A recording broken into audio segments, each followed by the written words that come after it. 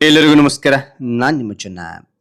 ಈ ಒಂದು ವಿಡಿಯೋದಲ್ಲಿ ಪರಿಸರ ದಿನಾಚರಣೆಯ ಶಿಕ್ಷಕರಿಗೊಂದು ಸುಂದರ ಭಾಷಣ ನೋಡ್ತೋಣ. ಈ ಒಂದು ಭಾಷಣ ಅಂತ ನಿಮ್ಗೆ ಇಷ್ಟವಾಯ್ತಾ? ಇಷ್ಟವಾದ್ರೆ ಒಂದು ಲೈಕ್, ನಿಮ್ಮದು ಲೈಕ್ ಅನೇಕ ವಿಡಿಯೋದಲ್ಲಿ ಪ್ರೋತ್ಸಾಹ ತುಂಬ ಸಿಗುತ್ತೆ. ಇನ್ನೊಬ್ರಿಗೂ ಶೇರ್ ಮಾಡಿ ಸಾಧ್ಯ. ಇಂಥ ಅನೇಕ ವಿಡಿಯೋಗಳ ಚಾನಲ್ ಸಬ್ಸ್ಕ್ರೈಬ್ ಆಗಿ. ಹಾಗೆ ನಿಮ್ಗೆ ಯಾವ ರೀತಿಯ ಭಾಷಣ, ಯಾವ ರೀತಿಯ ಪ್ರಬಂಧ ಬೇಕಂತೇಳಿ ಕಾಮೆಂಟ್ ಮಾಡಿ. ಆ ವಿಷಯಕ್ಕೆ ತಕ್ಕಂತೆ ನಾವು ವಿಡಿಯೋ ಮಾಡಲು ಪ್ರಯತ್ನ ಪಡ್ತೇನೆ ಅಂತ ಹೇಳ್ತಾ ಹರಿ ಒಂದು ಭಾಷಣವನ್ನ ನೋಡ್ತಾ ತಿಳಿತಾ ಕಲಿತಾ ಹೋಗೋಣ ಬನ್ನಿ. ಗೌರವಾನ್ವಿತ ಮುಖ್ಯಸ್ಥರೇ, ಮುಖ್ಯೋಪಾಧ್ಯಾಯರೇ, ಸಹೋದ್ಯೋಗಿ ಶಿಕ್ಷಕರೇ ಮತ್ತು ನನ್ನ ಪ್ರೀತಿಯ ವಿದ್ಯಾರ್ಥಿ ಬಳಗವೇ, ಎಲ್ಲರಿಗೂ ವಿಶ್ವ ಪರಿಸರ ದಿನಾಚರಣೆಯ ಹಾರ್ದಿಕ ಶುಭಾಶಯಗಳು. ಪ್ರತಿ ವರ್ಷ ಜೂನ್ 5ರಂದು ನಾವು ಈ ಮಹತ್ವದ ದಿನವನ್ನು ಆಚರಿಸುತ್ತೇವೆ. ಹಾಗಾದ್ರೆ ಈ ದಿನದ ಕುರಿತು ಮಾತನಾಡಲು ಬಯಸುತ್ತೇನೆ. ಪರಿಸರ ಎಂದ್ರೇನು?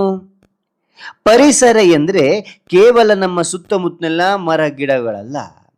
ನಾವು ಉಸಿರಾಡುವ ಗಾಳಿ, ಕುಡಿಯುವ ನೀರು, ವಾಸಿಸುವ ಭೂಮಿ ಮತ್ತು ಪ್ರಕೃತಿಯ ಪ್ರತಿಯೊಂದು ಜೀವಿಯೂ ಪರಿಸರ ಭಾಗವೇ ಆಗಿದೆ.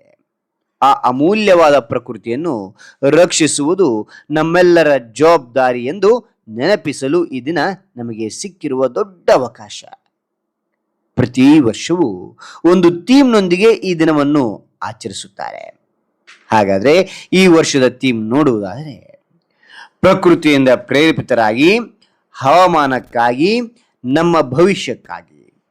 Inspire by nature for climate for our future ಎಂಬುದಾಗಿದೆ.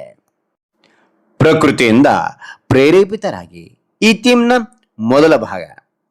ಪ್ರಕೃತಿಯಿಂದ ಪ್ರೇರೇಪಿತರಾಗಿ. ಪ್ರಕೃತಿಯು ನಮಗೆ ತಾಳ್ಮೆ, ಮರುಬಳಕೆ ಮತ್ತು ಸಮತೋಲನವನ್ನು ಕಲಿಸುತ್ತದೆ. ಕಾಡಿನಲ್ಲಿ ಯಾವುದೇ ತ್ಯಾಜ್ಯ ಉತ್ಪತ್ತಿಯಾಗುವುದಿಲ್ಲ. ಒಂದು ಗಿಡದ ಒಣಗಿದ ಎಲೆ ಮತ್ತೊಂದು ಗಿಡಕ್ಕೆ ಗೊಬ್ಬರವಾಗುತ್ತದೆ. ಈ ಪ್ರಕೃತಿಯ ನಿಯಮವನ್ನು ನಾವು ಪ್ರೇರಣೆ ಪಡೆದು ಪರಿಸರ ಸ್ನೇಹಿ ಜೀವನ ನಡೆಸಬೇಕು. ಹವಾಮಾನಕ್ಕಾಗಿ ಎರಡನೆಯದು. ಹವಾಮಾನಕ್ಕಾಗಿ ಇದು ಜಾಗತಿಕ ತಾಪಮಾನ ಏರುತ್ತಿದೆ. ಅತಿಯಾದ ಬಿಸಿಲು ಮತ್ತು ಅಕಾಲಿಕ ಮಳೆ ನಮ್ಮನ್ನು ಕಾಡುತ್ತಿದೆ. ಭೂಮಿಯ ತಾಪಮಾನವನ್ನು ಕಡಿಮೆ ಮಾಡಲು ಮತ್ತು ಹವಾಮಾನ ವೈಪರೀತ್ಯವನ್ನು ತಡೆಯಲು ನಾವು ಇಂದಿನಿಂದಲೇ ಬದಲಾಗಬೇಕಿದೆ. ನಮ್ಮ ಭವಿಷ್ಯಕ್ಕಾಗಿ ಮೂರನೇದು. ನಮ್ಮ ಭವಿಷ್ಯಕ್ಕಾಗಿ ನಾವು ಇಂದು ಪರಿಸರವನ್ನು ರಕ್ಷಿಸಿದರೆ ಮಾತ್ರ ನಾಳೆ ನಮಗೆ ಮತ್ತು ಮುಂದಿನ ಪೀಳಿಗೆಗೆ ಶುದ್ಧವಾದ ಗಾಳಿ ಹಾಗೂ ನೀರು ಸಿಗಲು ಸಾಧ್ಯ. ಮಕ್ಕಳೇ, ನೀವೇ ಈ ದೇಶದ ಭವಿಷ್ಯ. ಪರಿಸರವನ್ನು ಉಳಿಸುವ ಜವಾಬ್ದಾರಿ ನಿಮ್ಮ ಮೇಲಿದೆ.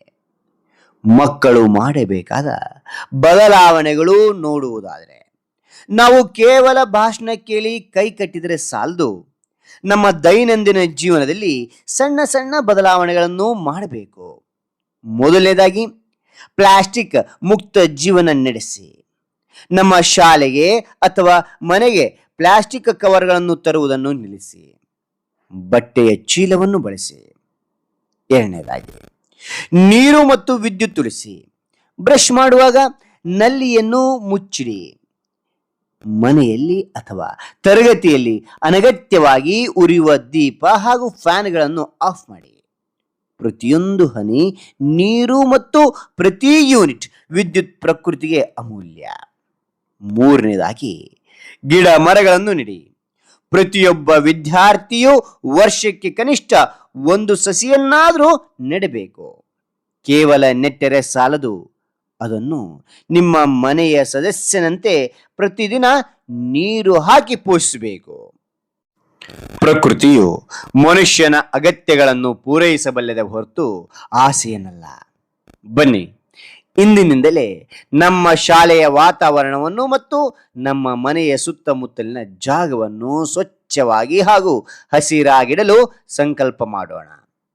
ಪ್ರಕೃತಿಯನ್ನು ರಕ್ಷಿಸಿ, ಹವಾಮಾನವನ್ನು ಉಳಿಸಿ, ಭವಿಷ್ಯವನ್ನು ಉಜ್ವಲಗೊಳಿಸಿ ಎಂದು ತಿಳಿಸಿ ನನ್ನ ಮಾತಿಗೆ ವಿರಾಮ ನೀಡುತ್ತೇನೆ. ಮಾತನಾಡಲು ಅವಕಾಶ ಕಲ್ಪಿಸಿದ ಎಲ್ಲರಿಗೂ ಧನ್ಯವಾದಗಳು. ಜೈ ಹಿಂದ್, ಜೈ ಭಾರತ್ ಮಾತೆ, ಜೈ ಕರ್ನಾಟಕ ಮಾತೆ. ಹಾಗಾದ್ರೆ ಈ ಒಂದು ಭಾಷಣ ಅಂತಕ್ಕಂಥ ಇಷ್ಟವಾಯ್ತಾ? ಇಷ್ಟವಾದ್ರೆ ಒಂದು ಲೈಕ್, ನೀವು ಒಂದು ಲೈಕ್, ಅನೇಕ ವಿಡಿಯೋದಲ್ಲಿ ಪ್ರೋತ್ಸಾಹ ತುಂಬ ಸಿಗುತ್ತೆ, ಇನ್ನೊಬ್ರಿಗೂ ಶೇರ್ ಮಾಡಲು ಸಾಧ್ಯ. ಇಂಥ ಅನೇಕ ವಿಡಿಯೋಗಳ ಚಾನಲ್ ಸಬ್ಸ್ಕ್ರೈಬ್ ಆಗಿ. ಮತ್ತೊಂದು ಹೊಸ ವಿಷಯದೊಂದಿಗೆ ಮತ್ತೊಂದು ಹೊಸ ವಿಡಿಯೋದಿಂದ ಭೇಟಿ ಆಗ್ತೇನೆ. Thank you for watching. Bye bye ಮಕ್ಕಳೇ.